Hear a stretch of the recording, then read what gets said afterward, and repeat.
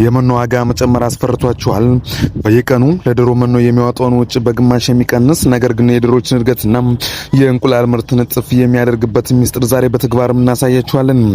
ይህን ቪዲዮ እስከ መጨረሻው ካላያችሁ በስተቀር በዶሮ እርባታ ትርፋማ መሆን በጣም ከባድ የሚሆንባችኋል።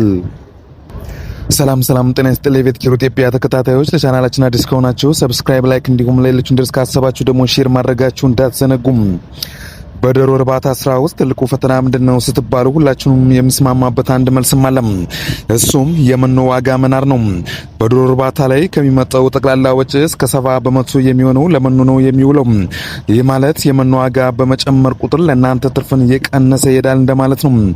ነገር ግን ሳይንሳዊ ዘዴውን ተጠቅመን በዙሪያችን በሚገኙ ቀላል ግብዓቶችን ጥራቱን የጠበቀና እጅግ የተመጣጠነ መኖ ቤታችን ውስጥ ማዘጋጀት ብንችልስ የሚለውን ዛሬ ይዘንላችሁ መጥተናል። በዛሬ ቪዲዮዎችን ውስጥ ዶሮቻችን የሚፈልጉትን ፕሮቲን፣ ካርቦሃይድሬትና ሚነራል ያካተተ ምርጥ መኖ አሰራር ደረጃ በደረጃ እናያለን። ሰብስክራይብ ያላደረጋችሁ አሁኑ ሰብስክራይብ በማድረግ ቤተሰብ ሁኑ። ወደ ዝርዝር አሰራሩ እናልፋለን። መኖ ማዘጋጀት ከመጀመራችን በፊት ዶሮዎች ጤናማ ሆነው እንዲያድጉና ብዙ እንቁላል እንዲጥሉ የሚያስፈልጉን 3 ዋና ነገሮችን ማወቅም አለብን። እነዚህን ካላሟላን ዶሮዎች አይወፍሩም፣ እንቁላልም አይጥሉልንም ማለት ነው። በመጀመሪያ ደረጃ የምናየው የኃይል ሰጪ ምግቦች ወይም ካርቦሃይድሬት የምንለው ነው። ይህ ለዶሮዎች ጉልበት የሚሰጥ እንዳይበርዳቸውና እንዲቀሳቀሱ የሚያደርግ ነው። ዋና ምንጩ በቆሎ፣ ስንዴ ያ ማለት ወይም ፍሩሽካ ነው።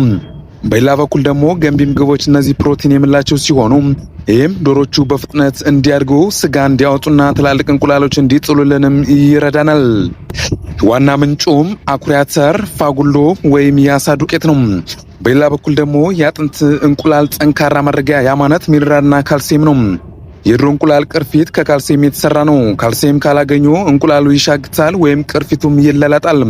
ምንጩም የኖራ ድንጋይ ዱቄት ያ ማለት ላይምስቶን ወይም የእንቁላል ቅርፊት ዱቄት ነው። አሁን ደግሞ ዋናውና ሁላችሁም የጠበቃችሁት ያለ ክፍል ላይም ደርሰናል። ዛሬ የምናዘጋጀው ለስጋ ዶሮዎችም ሆነ ለእንቁላል ጣይ ዶሮዎች የሚሆን 100 ኪሎ ግራም መኖ ለማዘጋጀት የሚያስፈልገን ሳይንሳዊ ቀመር ወይም ፎርሙላ ነው።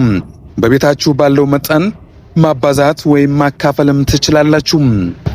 የ100 ኪሎ ግራም መኖ ዝግጅት ወይም ፎርሙላ ስንመለከት እንግዲህ ምንድነው ግብአቶቹ ወይም ኢንግሪዲየንት የሚለው የሚያስፈልገው መጠን በኪሎ ግራም እንግዲህ ጥቅሙ የተፈጨ በቆሎ 50 ኪሎ ግራም ዋና ኃይል ያማልት ካርቦሃይድሬት፣ ስንዴ ወይም የፍሩሽካ የምንለው 15 ኪሎ ግራም ላይርና እንግዲህ ለፋይበር ያ ማለት ለምግብ መፈጨት የአኩሪ አተር ዱቄት ወይም ፋጉሎ 25 ኪሎ ግራም ከፍተኛ የፕሮቲን ምንጭ ያ ማለት ለእድገትና ለእንቁላል ይሄ የኖራ ድንጋይ ዱቄት ወይም ላይምስቶን 8 ኪሎ ግራም ለጠንካራ አጥንትና እንግዲህ ለጠንካራ እንቁላል ቅርፊት ያ ማለት የእንስሳት ጨው ሳልት 0.5 ኪሎ ግራም ያ ማለት ግማሽ ኪሎ ለሰውነት ማዕድን እንግዲህ ሚዛን እነዚህ ፕሪሚክስ ቫይታሚን 1.5 ኪሎ ግራም ለበሽታ መከላከልና እንግዲህ ለጤንነት ይህ ፎርሙላ በትክክል ከተጠቀማችሁ እንግዲህ ከፋብሪካ ከምትገዙት መኖ እኩል ወይም የተሻለ ጥራት ያለው መኖ ማግኘትም ትችላላችሁ ማለት ነው። ዋጋውን ስታሰሉት ግን እጅጉን ከግማሽ በላይ እንግዲህ ይቆጥብላችኋል፣ ትርፋማም ያደርጋችኋል ማለት ነው። መኖውን እንደባለቅ እንግዲህ ማድረግ ያለብን ትልቁ ጥንቃቄ ወይም ወጥነት እንግዲህ ዩኒፎርሚቲ እንዲኖረው ማድረግ ነው።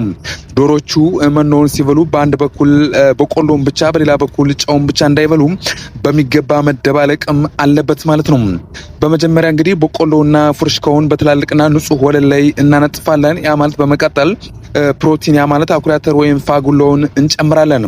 እንግዲህ በሌላ በኩል ደግሞ በመጨረሻም እንግዲህ ጥቃቅን የሆኑትን እንደነጨው ላይምስቶንና ቫይታሚኖችን እንበታተንባቸዋለን ማለት ነው። በአካፋ ወይም እንግዲህ ጠንካራ ዕቃ በመጠቀም ቢያንስ ከ3 እስከ 4 ጊዜ በደንብ እስኪቀላቀል ድረስ እናገላብጠዋለን ማለት ነው።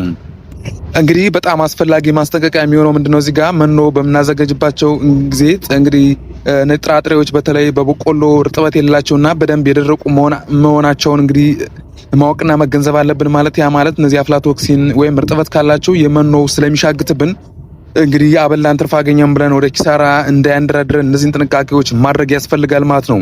ይህ ከተከሰተ እንግዲህ ዶሮቻችን ታመው ሊሞቱ ስለሚችል እንግዲህ ይህን ደረቅ መሆኑን እርግጠኛ መሆንም ይጠበቅብናል ማለት ነው።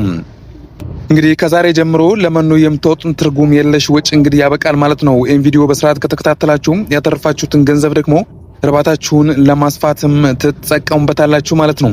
ለዛሬ ያዘጋጅላችሁ ቪዲዮ ይህን ይመስላል። ቪዲዮ ጠቃሚ ነው ካገኛችሁት ላይክ ማድረጋችሁን እንዳትረሱ፣ እንዲሁም በዶሮ እርባታ ላይ ለተሰማሩ ጓደኞቻችሁ ሼር ማድረጋችሁን እንዳትዘነጉ። በሌላ ቪዲዮ እስከማገኛችሁ ቸር ቆዩልኝ።